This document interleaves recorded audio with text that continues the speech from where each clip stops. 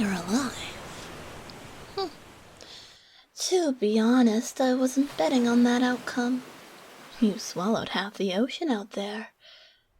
But look at you, gasping, wheezing, like a fish dumped on the deck. Pathetic. Don't move too much. Your head's probably spinning. And if you try standing right now, you'll just face-plant into the rocks. Yep, like that. I told you so. You humans never listen. Always thrashing around, even when you're seconds from drowning. You'd think a near death would teach you to slow down, but no. You cling to life like barnacles cling to a hull. Yes, this is my den. Oh, don't look so surprised.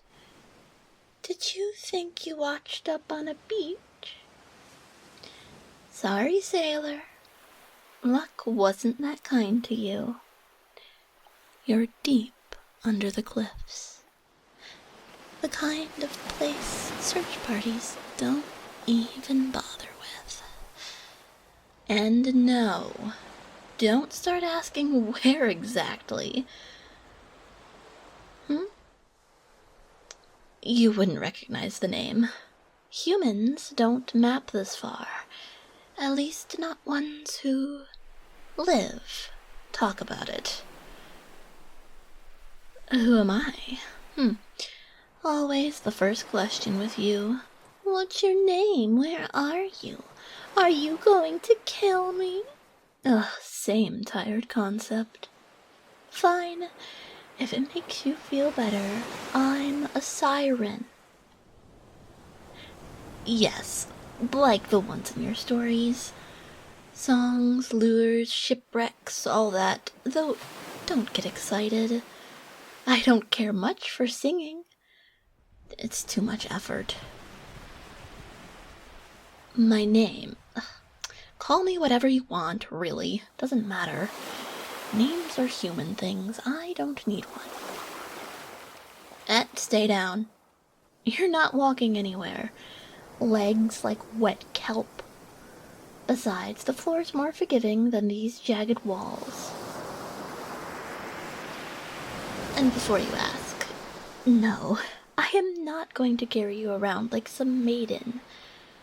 You're already heavier than you look. Dragging you out of the tide was enough. Ugh, my back still aches. Why did I bother? Good question.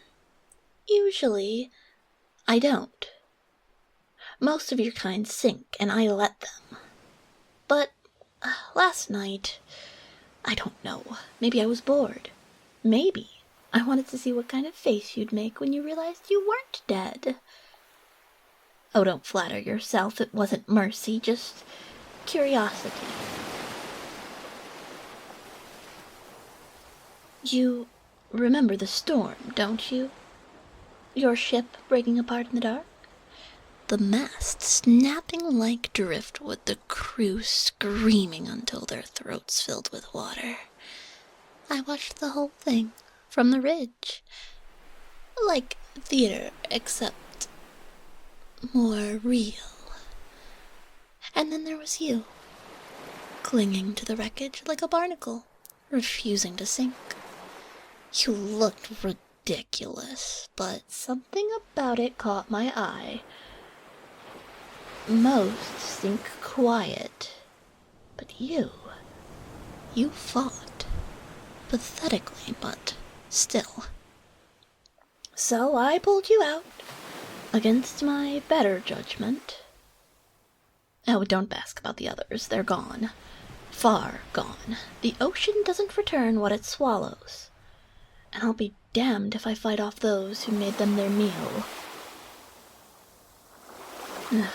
Now why are you staring at me? What?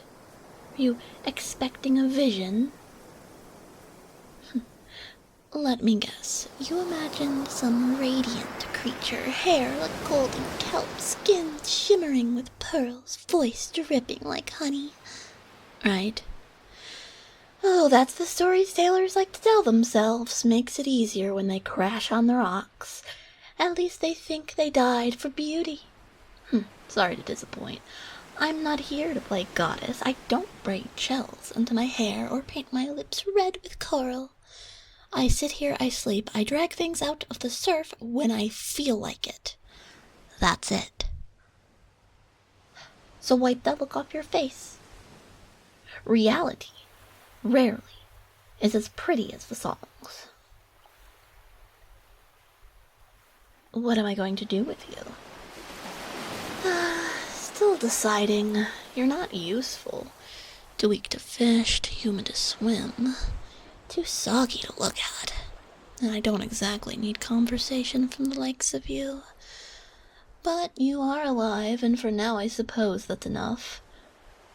Oh, don't be nervous. If I wanted you dead, I would have let the current finish you, or I could have done it myself. See? One swipe, quicker than the sea. But I didn't. So that means you're safe. For now.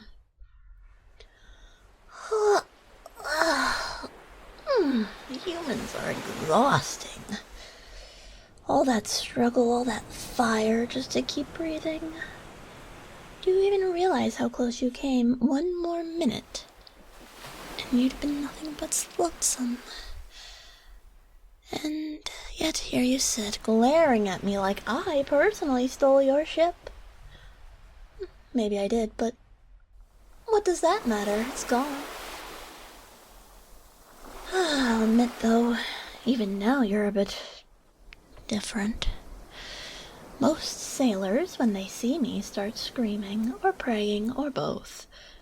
Like I'm some demon rising out of their nightmares. But you're awfully quiet, just staring. Shaking, sure, I've noticed, but still looking at me in the eye.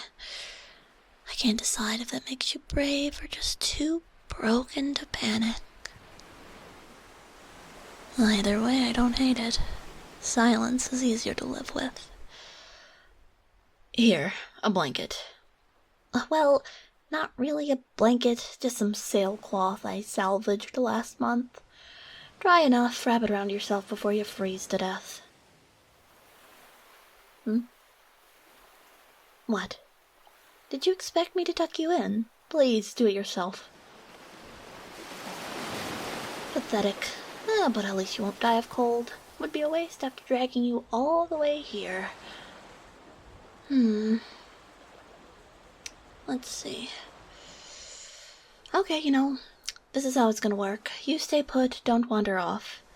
Outside of this cave, the waves will smash you against the rock in seconds. Inside, you've got a roof. And me. I bring you food, you'll eat it. When I tell you to rest, you'll rest. Simple enough rules. Simple enough for you to understand, I think. Why? Because I said so, and because if you try anything else, you'll simply die. Oh, don't start imagining this as some fairy tale. I didn't rescue you because I fell in love at first sight. Spare me. Your story, your family, your dreams, none of it matters here. The ocean doesn't care, and neither do I. But you're here now, which means whether you like it or not, you're mine, and I like to keep track of my treasures. Even the ones that are broken. And if you want to talk, fine. I'll listen. Can't promise that I'll care, but I'll listen. Better than talking to myself, I suppose. So, welcome to your new home, sailor. A damp cave. With a half-interested siren. Not quite the ending you pictured when you boarded that ship, is it? Well, life has disappointments, so here you are. Is that really? You still have kelp in your hair? Hold still. Well, I don't want you bringing parasites into my home.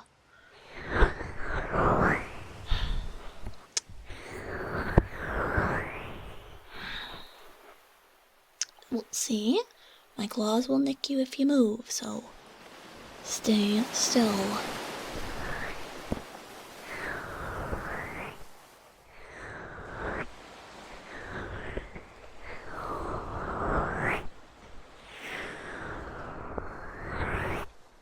I think that's about it. Ugh. Fine. I suppose that'll do for tonight. You know where the stories come from, right? Your misgivings about sirens. They're all made by you, as I mentioned. You like to think that maybe your end, dying for beauty, is a good one, but honestly, I've seen it so many times. Beauty starts to fade when it comes so repetitive. None of you think about that, though, so I suppose that is your blessing. Ignorance does save you from the harshness of reality.